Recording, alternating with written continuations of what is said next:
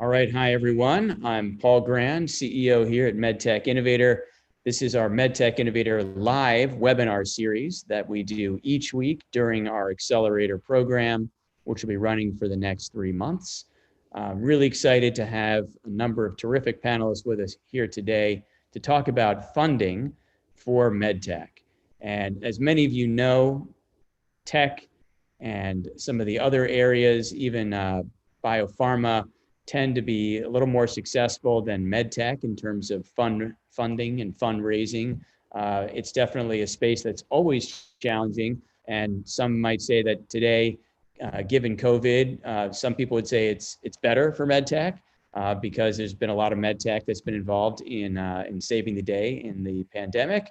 And a lot of things like telehealth have been really terrific at being able to address challenges today and PPE and a lot of other things. And at the same time, there are the people that are experiencing a lot of difficulty in raising capital because investors aren't necessarily meeting people in person, and sometimes that's challenging, maybe not. So we'll talk with the panelists here today. We'll hear what they have to say about it.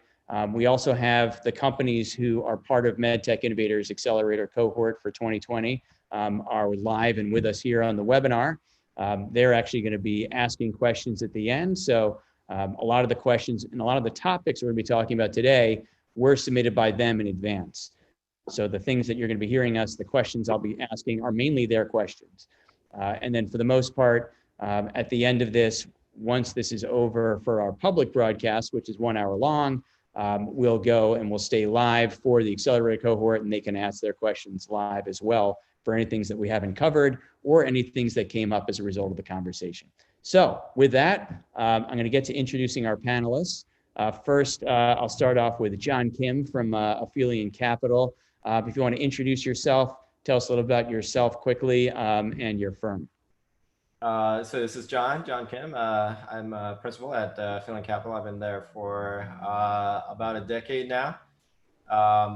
So I do a lot of the deal screening, and I also practice on the side as a clinician over at Santa Clara Valley and at the VA in Palo Alto.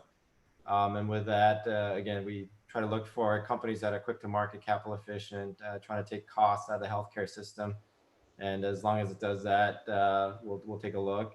More recently, we've been working with the American Heart Association, looking at technologies in cardiovascular, and they've been trying to find more stuff into brain health, and that involves a lot of behavioral health plays as well. And so yeah, we've gotten through COVID. We're still trying to invest in great companies, and so hopefully we'll get out of this on the other side and continue to help companies, get onto the market. Terrific. Thanks a lot, John. Next up, Cynthia Yee from Vensana. Hi, I'm Cynthia. I'm a principal at Vensana Capital. We're fairly new MedTech-focused venture fund, founded actually end of 2018 by Justin Klein and Kirk Nielsen. We have a broad mandate to invest in medical technology, and that's defined as anything outside of pharma biotech, so traditional med device therapeutics, as well as diagnostics and digital therapies.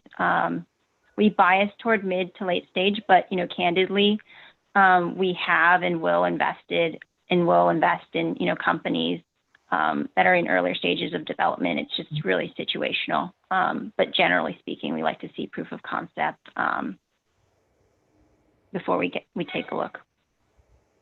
Great, thank you, Cynthia. And also, you yourself, you've been in venture for a while. You said it's a new fund, but you and the founders of Vensana have been in the venture business for a while, right?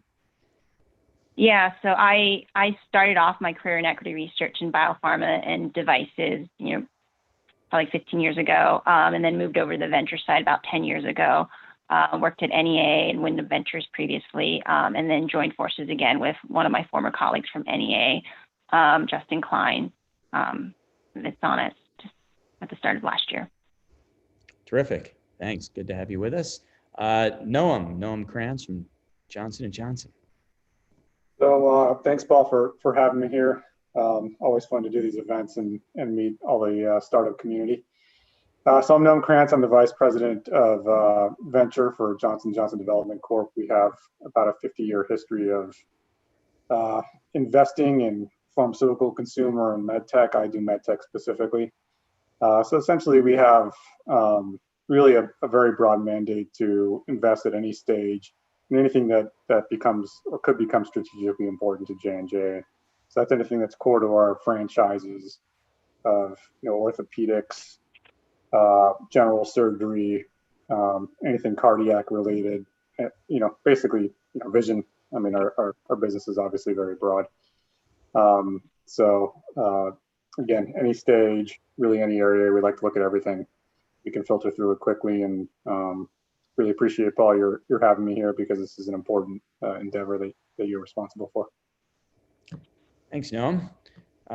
We also have Casey McGlynn from Wilson Sonsini, who is, I believe, having some challenges in connecting. So hopefully he'll join us again. If he does, I'll introduce him at that time. So let me go and talk a little bit about one of the things that I think none of us can avoid, which is the pandemic. Right? We're all living in this new world, and a lot of us, except for me, I think are at home at the moment. So the question I have for you is, how's the pandemic impacting funding for medical companies, MedTech, in your experience? And, are you still investing in new deals? What's really changed? So maybe we can start with John. So the beginning of the pandemic back in February, March was difficult. Everybody was trying to just focus upon their portfolio companies, making sure that their capital is stretched as far as they can go. Everybody applied for PPP if they could apply for it. But since then, the nadir was probably around April.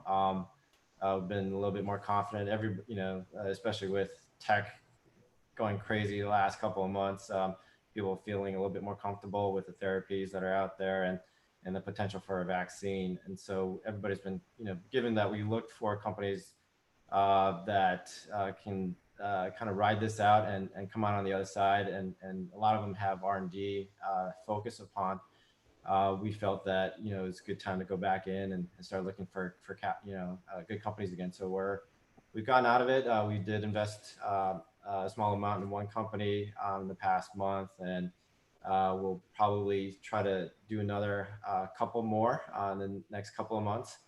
But we're back. We're full throttle going ahead and planning for hopefully this COVID to be taken care of by sometime early next year.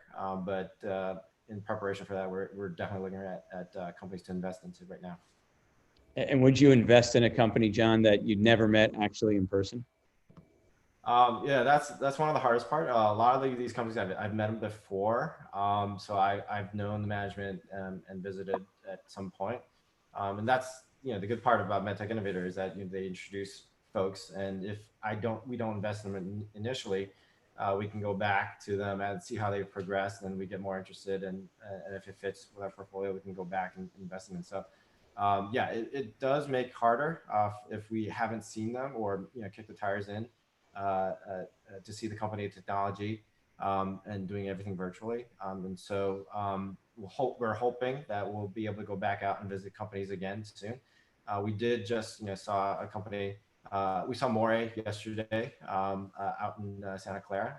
We masked up and saw them, so it's not out of the realm, but it's locally, and so traveling by plane to see a company is going to be a little bit more difficult in the short term. But if they're local, we'll go out and try to visit them if we can. Great. And Cynthia, I know it was just announced recently the Vensana led a round in CVRX, which is really exciting. So or participating in that. So was that a new deal that happened during the COVID period, or was that something that was brewing for a while?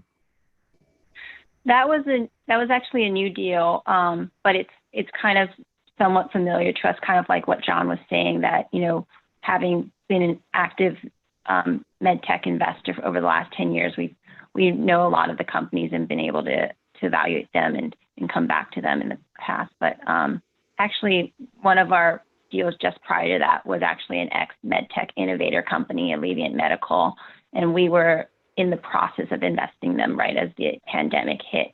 And so that certainly impacted sort of how we viewed the company and the timelines and potential delays, clinical delays. But we're still actively investing and probably have been more busier than ever, just given all the companies that are out raising money to extend runway. Great, thank you. I'm glad to hear you guys are investing in MedTech innovator companies. And Noam, and just for you, just same question really quick. Any impact that you've seen in terms of the pandemic on things like valuation or, or just deals in general, or is it business as usual? Yeah, I mean, I think you got, two types of companies. One type that's well-funded, has a good existing network of venture money or sources of capital, where if they're raising money, they might take a little bit of a valuation hit. Companies that are smaller, earlier stage, I think if they don't have a good network, they have a lot more trouble. And it's a question of if they can get funded, not just at what price. So I really look at it like in those kind of two ways. I haven't seen any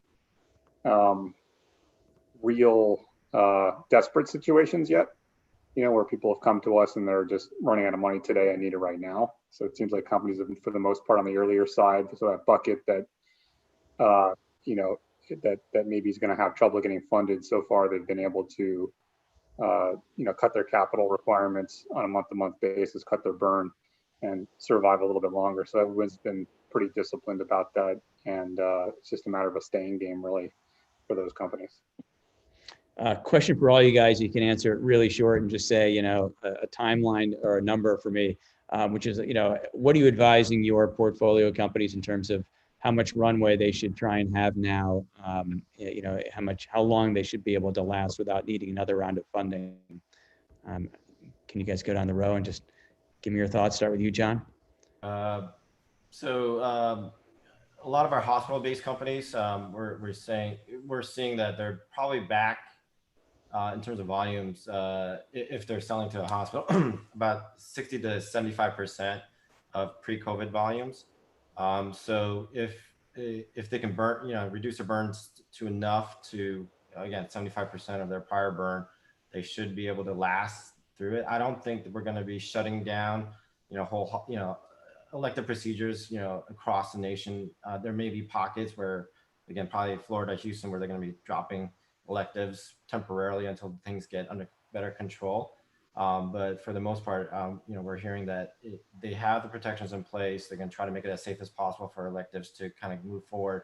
Otherwise, the hospitals are going to just kind of bleed capital and be very difficult to run it. So we're telling them, again, I think if, for the short term, reduce your capital as much as you can, wait this out until at least probably the end of the year, and to plan your budgets accordingly. But I think, again, the worst is over, I think, hopefully. For the most part, our portfolios have enough capital to kind of try to make it through the end of the year. Yeah, John, by the way, I was talking with one of our companies that's based in Europe this morning, and they were telling me that even though, procedures are picking up and things in general, that the clinical sites that they were working with have told them not to expect to resume clinical studies until next year. Are you seeing the same thing? Anyone else? Cynthia, I see you nodding your head.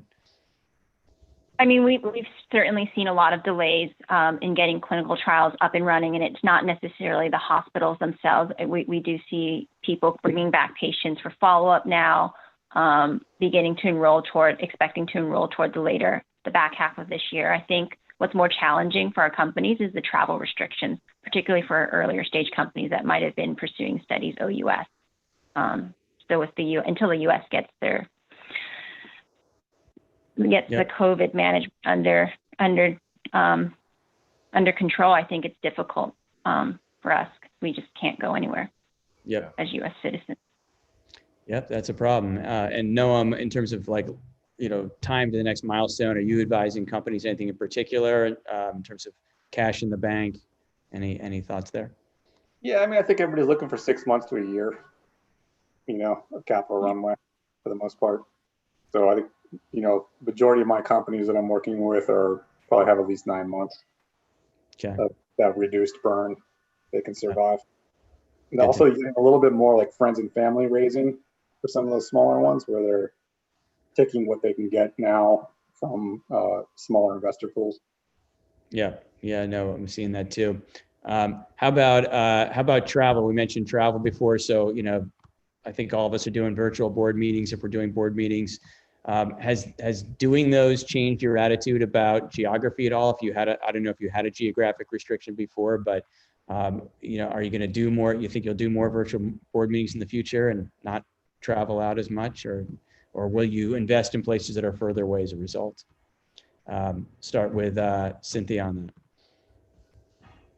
Yeah, I mean, we've always had a preference for US, Europe, maybe Canada as well. Less so Israel, Asia, part of it, lack of expertise, part of it, the travel aspect. I think, we don't expect that we're going to be going back to, 100% in-person board meetings after this. I think we've realized it's not necessary. But there's still nothing that can represent sort of the face-to-face contact and interaction with the management teams and seeing what they're working on. So there's going to be sort of a 50-50 split of that. And I think geography, we're probably still going to stay the same in our focus. Thanks. So overall. Yeah, no, thank you. So, another thing I'm just curious about in general is kind of the, a lot of the mega trends that are happening right now. So, gender has been a big thing recently that people have been talking about. I say recently, maybe 6 months or longer, but that gender diversity has been a big issue.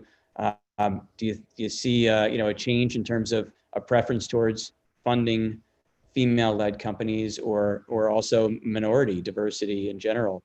Minority-led companies. Has that changed at all in terms of your ethos at your firms? Start with John on this one. Yeah, we've had a couple of board meetings with a couple of our companies, luckily they've actually made the initiatives of trying to,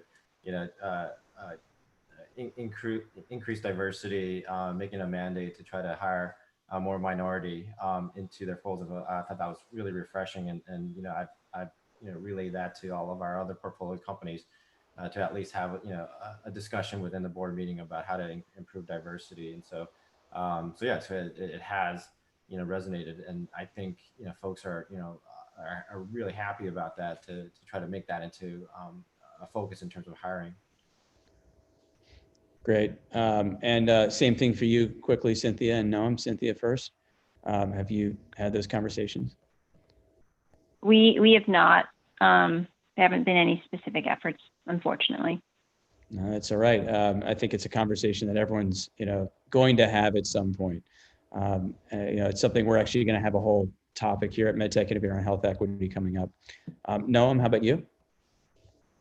Well, we are always aggressively pursuing diversity from an operational perspective with the company. We haven't really, I think, taken on the idea of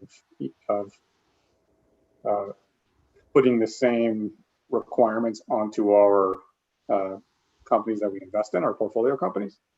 I think since I've been in this role now about almost 6 months, it is surprising that there is a lot less diversity on these boards than I would have expected. So certainly something to work on, something we'd love to engage on from a J&J perspective and to push, and an interesting concept for an initiative that for me coming new into the role that I'd love to participate in some way. Yeah, I think that's maybe the one area where we have had some conversations at the board level, more so than management and operational team, but some of that's just due to California-based companies and the mandate to have some more female representation on the board. Yeah, we've been actually kind of lucky. We the last 2 years, I think our mix is like 50% women led companies, and some of that maybe because we've been looking for like behavioral health companies, and for some reason or another, a lot of these behavioral health companies are run by women. But yeah, I mean, I think they provide a good mix of leadership styles that are needed, and definitely providing opportunities for minorities, and and others are definitely of benefit, I think, to the employees. What's the mix at MedTech Innovators? I mean, in terms of diversity. So we've got a long way to go, I think, in general, in terms of diversity. You know, we've done a decent job, similar to what you were describing, I think earlier, that, you know, of having some diversity in the companies just naturally, both in gender and in race. But I think we need to be more aggressive as an industry and in our efforts and outreach efforts to make sure that we're reaching communities that are more diverse, that we're finding people of color and telling them that they should be applying to MedTech Innovator. You know, I think we need to go out of our way to make sure we've got an inclusive set to begin with, so that we have, you know, we have a portfolio, a slate of companies that we can look at when we're going through our selection process, and make great decisions. So it's if you look at our photos, you'll see that, you know, I think they're pretty diverse in terms of gender, but we need to do a much better job on race. That's for sure. So another question that you know, I think I'm thinking about now as we're talking about management, is the question of management teams in general. So what are some of the things that you look for? Some important qualities you look for in a CEO, a founding team, when you make an investment, and also what are some red flags, some things to look out for? So why don't I start this time with Noam? You know, really is experience and judgment, I think, which is what I look for in hiring and also in management teams. I think we've experienced that certain groups of people definitely have a much higher chance of success, and those are the ones that have shown a track record. If they don't have a track record, then it really is, you know, a function of the technology that they're pursuing, how good it is, and then, you know, do they have that kind of judgment? I would say erratic decision making is a red flag. I've seen a few instances where you have, you know, difficult control types that are a red flag. Those are, I think, would be the two red flags that I can just think of off the top of my head. Yeah. John, red flags for you? Qualities?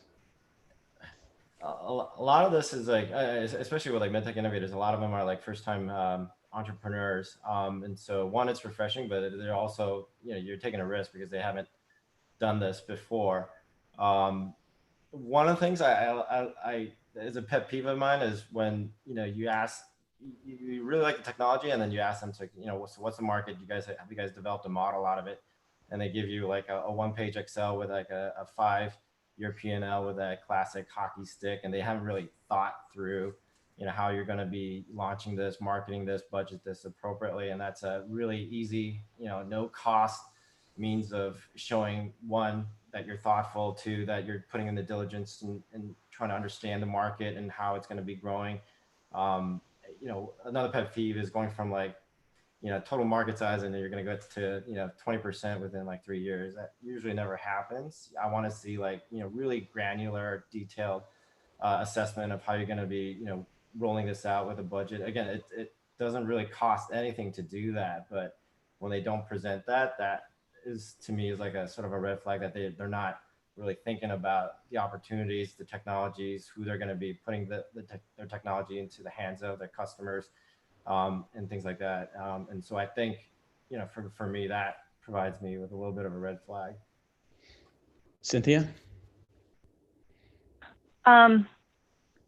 I think, you know, obviously experience is important, but, you know, as John mentioned, we often work with first-time founders or CEOs. And I think when you're dealing with someone who hasn't done this before, the one trait that we look for most, that we think is important, is just sort of coachability and sort of eagerness and responsiveness to feedback. Because we do realize, you know, you have to start from somewhere. And as long as you're willing to take feedback well, that I think is a positive sign. Yeah, that's a good one. I mean, I know we definitely have criteria for MedTech Innovator. All the companies that make it into our program have already passed the test of being what we consider to be coachable, people who are open at least to feedback, is a real big thing for us. We don't want to have them in our program if they're not going to listen to our advice. So that's something that, most of those have passed that test. That's a good one. So maybe we could talk a little bit now about, move on and talk about companies and stage. You've already all told me kind of the stages, I think, for the most part that you invest in. So that we've already covered that. Maybe just on the digital health side for a second. Do all of you invest in digital health? Is that something that you'll all invest in? John? Yes. Yeah, Cynthia? We evaluate them. We have not yet made an investment. Okay, Noam? We classify digital really broad. So, even our robotics to some degree falls into digital, but if you're talking about more remote wearables and things like that, I think it's a little bit more far afield, but we, again, try to look at everything if it advances our strategic initiatives. Right. Yeah, you refer to your robotics as digital surgery, right? Pretty much. Yeah. Yeah. So, so when I'm thinking more about like software for the moment. So on the software side, I guess the question one of our companies had is, kind of what's the minimum stage that you'd invest in a company on the software side? What do they have to have? Is it just a minimum viable product? Do they have to have customers and traction? John, what's your take on that? Yeah, on the software side, it's the software is pretty easy. There's very little regulation on some of them that to get on the market, and so if that's the case, you want to see at least a little bit of traction, a number of accounts, reference accounts that you can kind of talk to and ask them, why is this sticky? Isn't somebody else going to come in and do the same exact thing? Or a bigger strategic will come in and plow money behind it and kind of drown you out. And so, yeah, you want at least a little bit of traction and reference accounts you can talk to assess whether technology is defensible. Thanks. So let's talk now about semantics. It's something that we see evolving. I know these are classes of stock, but ultimately, there was originally it was Series A, Series B, and maybe some kind of angel or seed thing before it. Now there's like the pre-seed, the seed, Series A, the Series A2 or whatever. Do the semantics really matter? And is there a reason? Does the series, in other words, like have we added pre-seed because there was a need for a seed to actually mean something? And is Series A in MedTech, at least in your experience, does the term Series A really meaningful in terms of a decision for you or a threshold for any of you? You can unmute yourselves and answer, any of you who want to take that. No. No. Because I've seen some recaps that were Series E that they're back down to Series A, and so the series is pretty meaningless. Meaningless. All we care about is the pre-money valuation. Okay. And another question that someone had submitted was the idea of at what point investors are willing to jump in. So there's the question about the lead investor is the topic that comes up all the time. There's lots of investors out there who say, "Oh, come back to me when you found a lead." What's the role of a lead investor? Do all of you lead? I'll ask that. And what's the role of a lead investor? Is it necessary to have a lead investor in an early round, or can there be a bunch of just people in your experience? So, who just are, kind of all equally in this. Why don't we start with you, Cynthia?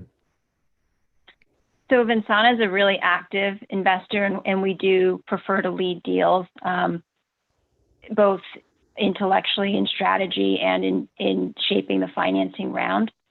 We'll join term sheets as well.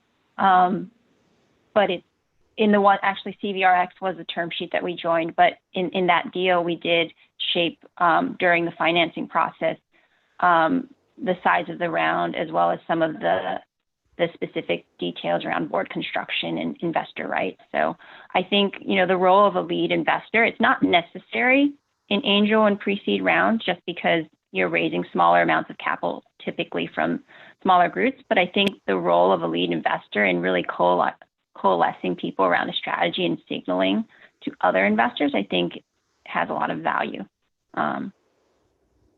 Great. And Casey, it looks like you've joined us. Can you hear me? We can hear you. You sound awesome.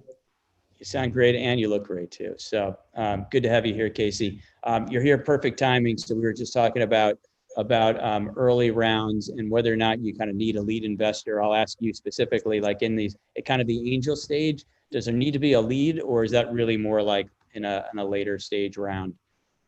Well, you know, there's two processes here in these angel deals. In one case, you know, we're hunting for prospects, and people fall in love with the technology and decide to invest. And so those might be honestly convertible note deals or safes or something. And those are really, you know, led by the CEO typically. But in some cases, you know, you're going to an organization like an angel organization because it's, you know, pre-seed.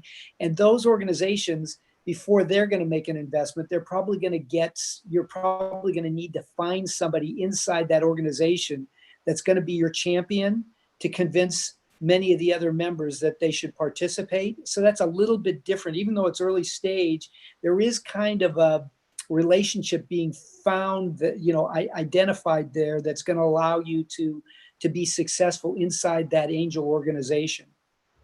And Casey, because I didn't have a chance to introduce you formally, you want to introduce yourself, tell us who you are, and you know, sure, about Wilson Sonsini. So I'm a lawyer at Wilson Sonsini Goodrich and Rosati. I started the life sciences practice there long ago, and I work primarily in the medical device field, but also, you know, in diagnostics and you know, biopharmaceutical to some extent. But we have a large practice there, and I think this year did like $900 million in private financings and $3 billion, or maybe, you know, maybe was in just the medical device field, and about $3 billion total in all fields of life sciences in these private rounds. That's great. And Life Science Angels is certainly a very well-known entity in terms of early stage financing, and you know, we're lucky that you started it, because it's been a huge catalyst for deals. So glad you did that. So, you know, another question that, you know, is kind of related to all this is the, you know, it's a common question, and I'm just kind of curious for you guys to hear your answer to this. But, you know, if someone says, hey, come back to us when you find a lead investor, is that an excuse, or is that you know, in your experience, is that just because certain people don't lead? What's your thought, Casey, on that? I think certain people don't lead. I mean, for instance, if you were a company, maybe you've run into a little bit of trouble, and you're going to hire some, you know, investment banker or something to help you in a financing. You know, you're quite a long way away along. Those investment bankers are talking to a lot of people, and many of them don't want to do the due diligence unless they think this thing is going to come to fruition. So those people will be saying, hey, look, I really like what you're doing, but I don't want to invest the time right now to go deep here. So if you've got a lead investor, let me know, and I'll do that work. And so I think you need to, you know, it's so hard to know. Some people might just use it as an excuse, but honestly, in many of the cases, it makes a lot of sense. You can understand how their time is very limited in terms of, you know, how much time they can spend with you, and they want to get to a place where they know it's a real deal that can get closed in a reasonable amount of time before they invest a huge amount of time on it, because they're not able to actually get you funded by themselves, but they're willing to be supporters because they think the technology has promise. Great. So let's shift for a minute now and talk a little bit about some things having to do with corporate venture. So Noam, these are for you, and others can chime in as well in a couple of cases here. But so, you know, one question that, you know, I think people generally ask us is, you know, is there something different that corporate VCs are looking for in early stage companies than maybe other investors? So like, is there, and again, I know this is a generalism I'm throwing out there, but maybe in the case of J&J, is there something different that you either generally, you know, that defines your, you know, your criteria, or in general that you see in corporate VC that would be a little different than traditional? Yeah, I mean, I would say that for sure. I mean, we're not always interested in the return, right? And we don't have required return metrics for investors that we have to hit. So it's a huge difference. Therefore, we can afford to go for things that maybe don't have the same return payout as Cynthia and John. we don't have to be quite as picky, which is, you know, a huge difference, I think, versus, you know, what a financially concerned VC would be looking for. But usually but don't, you know, we're always along with other VCs that are looking for that financial return. So obviously it's there, and often we're required to deliver that financial return through an onboarding, and that's why companies want us to participate, because they'll perceive that having us behind them is a sign that there is strategic interest, which is important.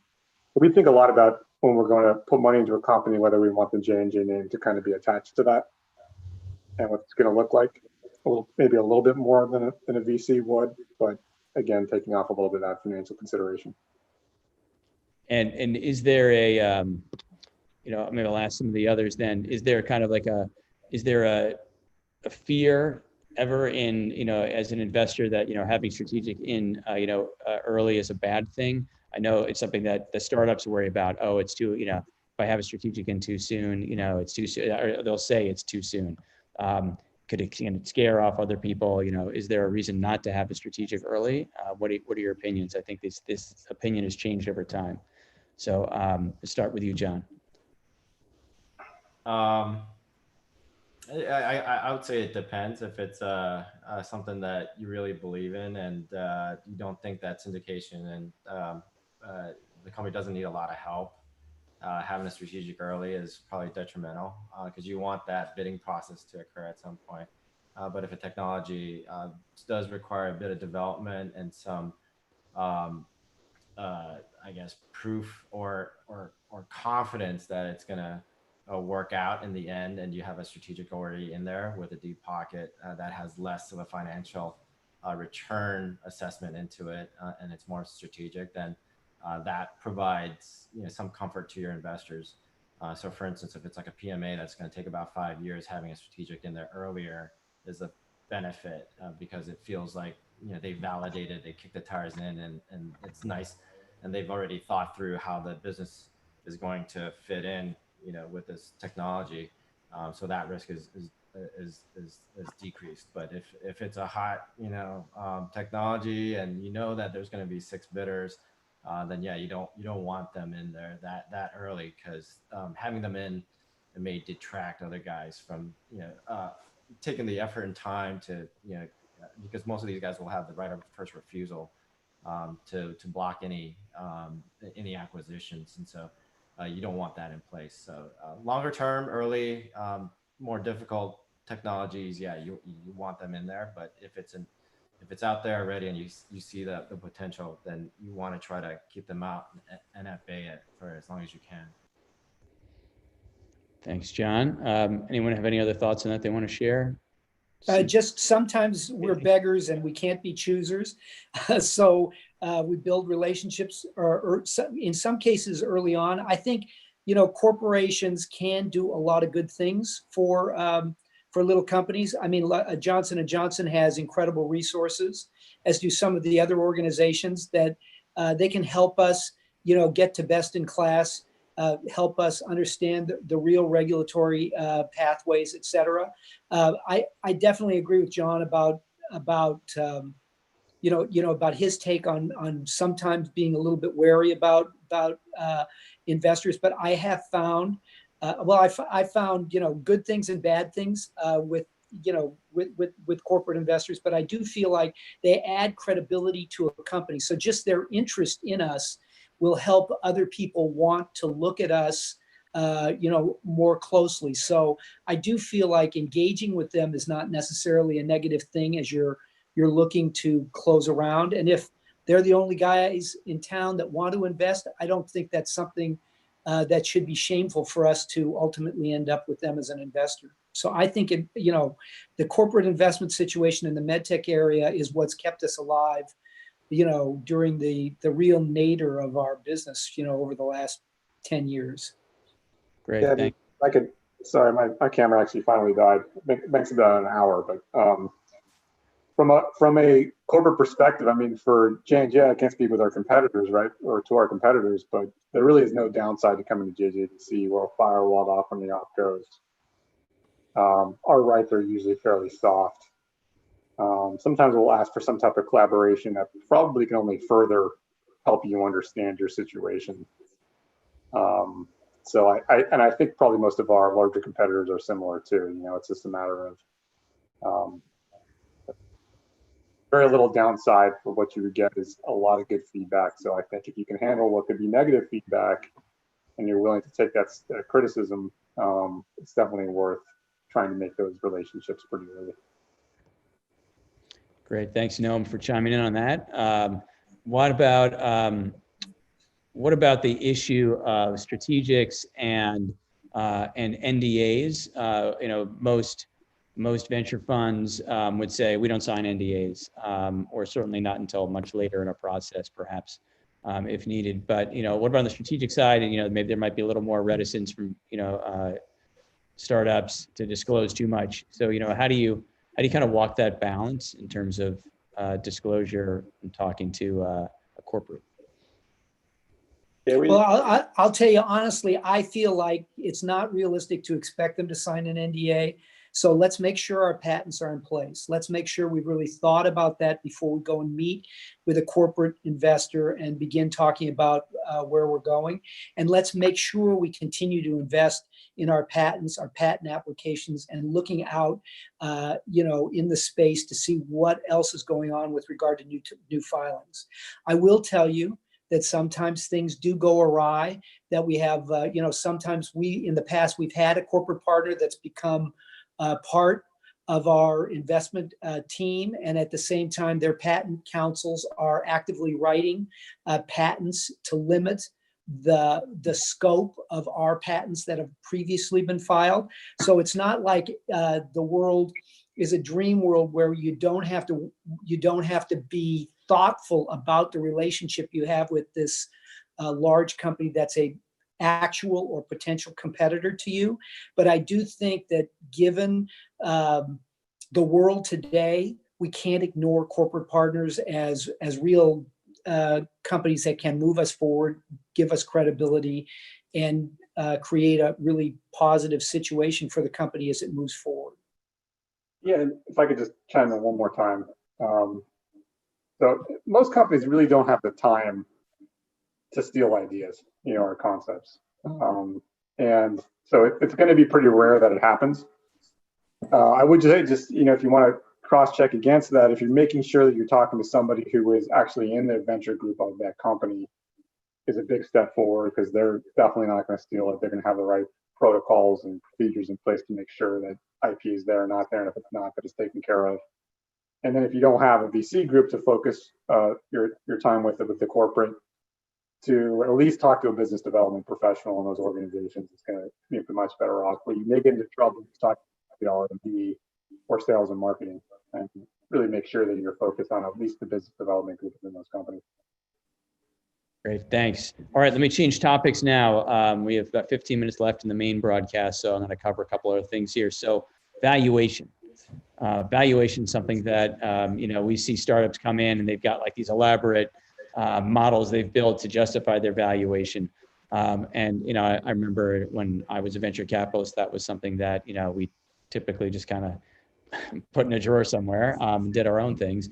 So my question for you is, first of all, I'll start with Casey on this. How does a company set a valuation at the friends and family stage? Should they set a valuation at friends and family, really, or should they just do convertible notes? Yeah, so I would say do convertible notes or safes. Those two instruments I think are great for early stage financing. It is so hard for you as a founder to get your mind around what the valuation is at an early stage, because you see this beautiful thing that you're about to create, and it's so hard for you not to place a high value on it. And yet the investors know that it's a long road to getting your early stage idea into the marketplace, and they're afraid of paying a price that's turns out to be way too high because of all the things that could go wrong or might go wrong or probably will go wrong along the way to a successful exit. So I feel like it's such a win-win to say, hey, look, let's kick the can down the road with regard to this issue of valuation. And when we finally set a value, you guys will come in at a discount to who these new guys, who these new guys are that have set the value, and will have used your money to create a higher valuation for our company.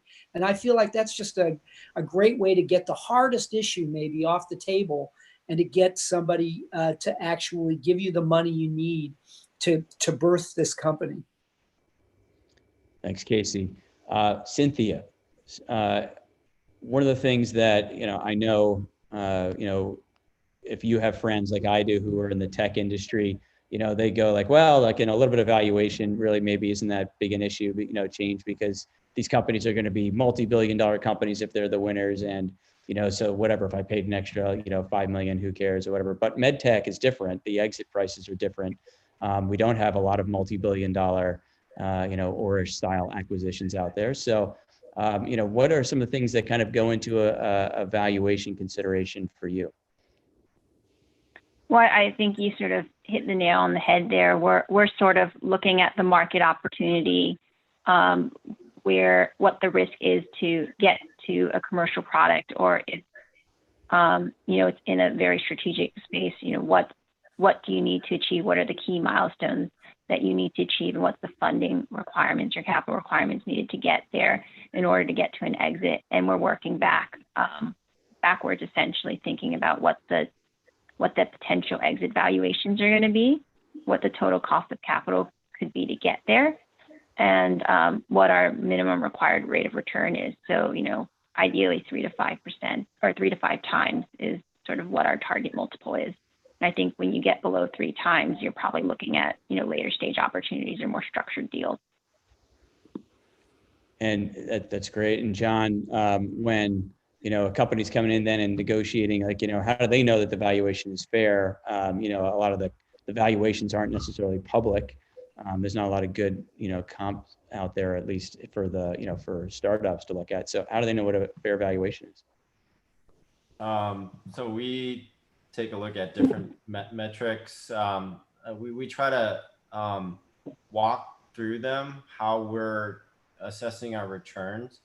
And especially if it's a product that's going to be commercial in a couple of years, we try to roll out, what a P&L is going to look like, and then back out that the revenues with a multiple that we try to get at using public information, public companies, or recent deals that we've had, and then try to come up with something like around a 30% IRR. And if it's around there, then we'll say that's positive for us. And if you get above that range, we'll likely do the investments. And that's how we try to get at valuation that makes sense for us. Again, it depends on the model. There's some subjectivity to it, but it's not like we're picking out numbers out of thin air to plug in, because a lot of entrepreneurs feel that the revenue is going to be there. That's why they bring in a hockey stick model, and their valuation expectations are kind of way out there. So we try to bring them back down to earth and say, hey, this is the model that we're creating. Let us know if there's something abnormal about it, but this is where we stand, and this is where how we calculate out what a reasonable pre-money valuation is. Great. And a super common question that I'm asked is things like this. I get like a series of these. I get the like, well, we have all this NIH funding, so does that bump up our valuation? Or we've had we got this great scientific advisory board and these super amazing KOLs. Does that give us a higher value? Do those things go into the valuation calculation in any way for any of you? It helps your short-term burn get reduced, but what we mainly look upon is how quickly can they generate revenue, and so the upfront capital, non-dilutive, again, probably helps out common folks try to reduce dilution, but in the end, it's usually minimal in terms of its effects on the valuation. The valuation, right? And what about stage? I'll direct this one to Cynthia. So does the you know the stage, I get, you know, obviously if the company's way far along, that's going to affect their valuation, but how much does the stage go into this calculation in terms of valuation? And also maybe I'll throw into that same question, 2 for 1, stage and also the regulatory path, a 510K versus a de novo, or versus a PMA. You know, how much does, you know, kind of that affect valuation? Yeah, I think the stage of development impacts valuation in the sense that it determines how much risk might be inherently left ahead of us, whether that's regulatory, technical, product development, or reimbursement and commercial. I think we're looking at less where a company is in development, but sort of the stacked risk of things you have to buy down. And I think, you know, you can have a preclinical company that is in a really hot space like mitral valves, and that could have, you know, a $50 million pre-money valuation. And you can have a commercial stage company in consumer health that is, you know, has a pre-money of under 10 million. So it really just depends on the market opportunity at hand, what we think are really the remaining risks ahead, and you know, how achievable they are. Great, perfect. Let me move on to deal structure because we don't have a lot of time. So deal structure. You know, I mentioned convertible notes before. Why, you know, we talked before about maybe, you know, one circumstance where it's better to do convertible notes versus a priced round. Is there a point at which it makes sense to price the round though? You know, when is that? Maybe Casey, I'll go to you for that. Well, I think, you know, as you move away from angels and into what we think of as venture capitalists, I think probably the venture capitalists are going to want to do a priced round, and we should be open to it at that point in time. So, you know, it's just, and it may be that it'd be a late stage angel deal and get priced, but I do think for the venture investors, they're going to want a price deal, and you're going to be moving at that point in time to you know, trying to figure out what the right valuation is, and you know, hopefully that'll all come together nicely. And Noam, I'm going to go to you. In terms of strategic investments, are there any differences in terms of deal terms that, you know, somebody should expect in working with a strategic than they might with a traditional VC? Yeah, I mean, we always try to get right, you know, so why not, right? So we're trying to get right of first refusal, right of first negotiation, things like that. A lot of times we want to include a collaboration that helps us understand the technology more privately and better, and how it fits within our other technologies. And so we may have questions like that. We may also want to include market research. So we have the resources very deep in each part of our business to understand probably more than a regular VC would. And so a lot of times that's really great for us because we get a better understanding, but usually we're willing to give over whatever we learn to the company that we've invested in, so it can actually be very helpful for them as well. And then for the others, well, you know, what are your thoughts on giving up rights to a strategic as part of a financing? So I'll go to John for that first. You would rather avoid it, but it's understandable. That's part of the deal, especially if you're having their deep pockets and strategics assessment of the company coming in. So would rather avoid it, but probably can't. Okay. Yeah, I think you can sort of do a first right of negotiation. We don't like first right of refusal. And then with respect to any licenses or distribution agreements, I think you need to make sure there's a way to unwind them, so you're not tied up with the strategic. So some kind of provision allows you to get those rights back. Mm-hmm. Right. Okay. Yeah, I would say this one more thing though, is just it'd be great not to have them. It gets more and more complicated. You know, you take your first corporate partner, he gets some arrangement. Now you find a second corporate partner, it's harder to get that person in, and they of course want additional rights. And you layer these things on top of each other over a period of time, and it gets quite complex when you go and say, hey, I really want to go talk to some people, or this other investor has just approached us about an acquisition. Now what do I do? Because I have all these people at the table with these rights. And it's not that we can't sort these things through, but wouldn't it be nice not to have any of that? And sometimes it does get quite difficult. So I would just say, if you can get away because there's a lot of interest in your round without these rights, it's definitely worth negotiating to try to get rid of them. But again, if it's an important strategic decision, or if maybe this corporate investor is going to help us catalyze an entire round at a higher valuation than we thought we were going to get or could get, then I think those are things that totally make sense. But again, it's like one of those things, you just don't just throw it over the transom. Think a lot about how we can get to a place that makes sense for us. Good point.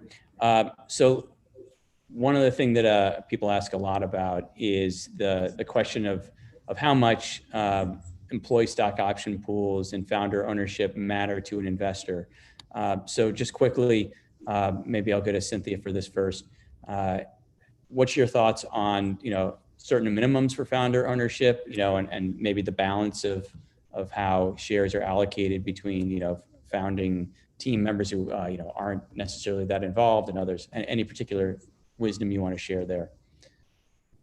I mean, we generally like to make sure when we invest that there's anywhere from a 12 to 15%, unallocated option pool to really align incentives with people who are going to be at the company and moving it forward. We really view entrepreneurs and everyone at the company, not only at the management level, but lower down, as core partners. And so we want to make sure they're incentivized appropriately. So I think, having an unallocated option pool to give to new hires as you're growing your company is really critical. All right. So we're almost at time. I want to make sure we have a chance to kind of do some concluding thoughts here. So, just in general, any particular advice, I'm going to go to each of you, that you want to give to startups in today's environment, startups and scale-ups in today's environment, as they think about fundraising? Any particular tips or words of wisdom, advice, etc.? So I'll start with you, Casey. I would say, just be prepared for it taking longer than maybe if this is an early stage event, that it's going to take longer than maybe you anticipate. Don't lose faith that your product it has a lot of promise, but find a way to make progress even before those dollars get in there in whatever way you can. Got a little background noise there, but because you can't just stand still and wait for the money to come. You've got to find ways to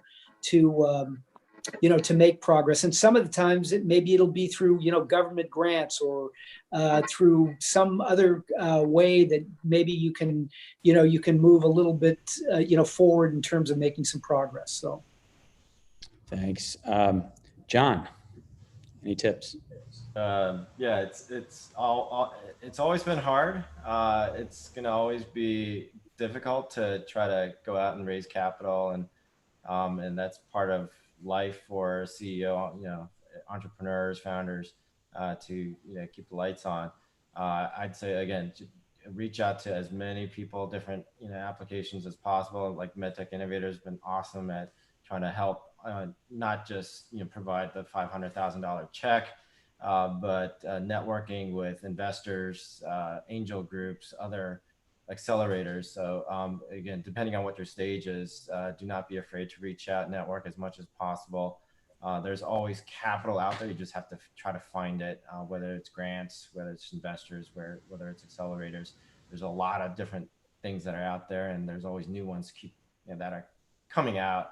I think the newest ones are these like SPACs that are trying to come and form and try to be like public vehicles and try to gobble up a bunch of interesting private companies as well. So there's a lot of new innovative ways that people are trying to raise capital, and so don't give up and try to reach out as much as possible. Noam, it sounds like someone's mowing the lawn behind you or something. I don't know if. Yeah, it's perfectly quiet here, so I don't know what happened, but I don't know. Maybe it's from sitting here, but from a advice perspective, one thing I would say is it's a wonderful time to not even have the option to be able to make revenue, because anybody who's focused on hospitals at this point, elective procedures is probably not doing too well. So it's a great time to be early stage and to try to develop. I guess the clinical is very challenging, but the rest of it, good time to focus on R&D and have your revenue in 2022, 2023. It's a time to be early stage. Yeah, we're losing your audio a little bit, Noam, but I got the gist of it. So thank you.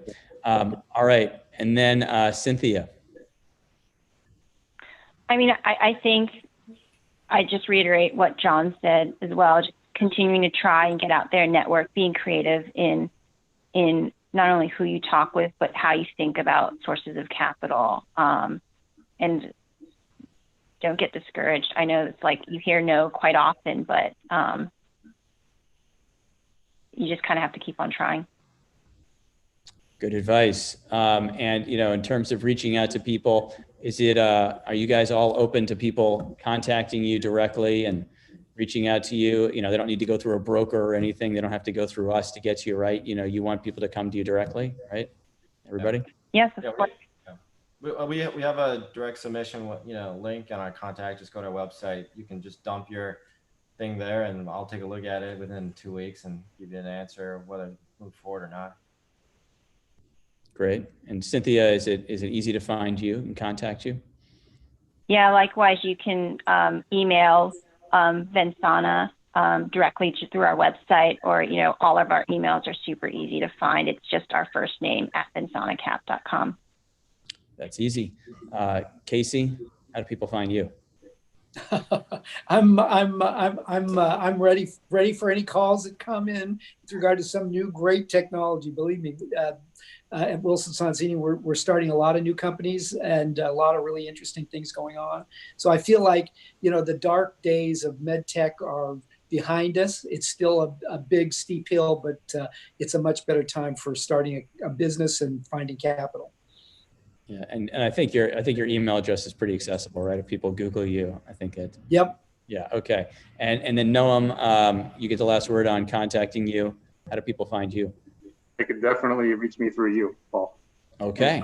Yeah. Right. Or I think we have a new website that's going up that'll have our contact information on it as well. Okay. Yeah. Anyone who's interested, email me, paul@medtechinnovator.org, or contact me and I'll put you in touch with Noam. Okay, great. Well, terrific panel. Thank you guys so much for the discussion. Really interesting. And it's an interesting time in MedTech, with everything going on, as I mentioned, in COVID. So really interesting to see and hear kind of the thinking and to be excited about innovation, and that you guys aren't slowing down. And if anything, it sounds like, everyone's jamming along. So great discussion. Thanks, everyone. For all of you who are on this webinar that are part of the MedTech Innovator cohort, as usual, do not disconnect when I'm finished talking in a minute. Stay online, and we're going to have a private discussion then with the panelists. For everyone else who is watching this on our webinar YouTube channel, we appreciate your tuning in.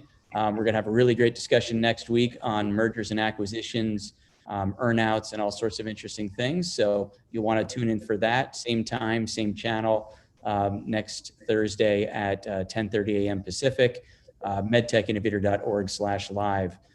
Thanks for tuning in today, and we will see you soon. Again, MedTech Innovator companies and panelists, do not disconnect.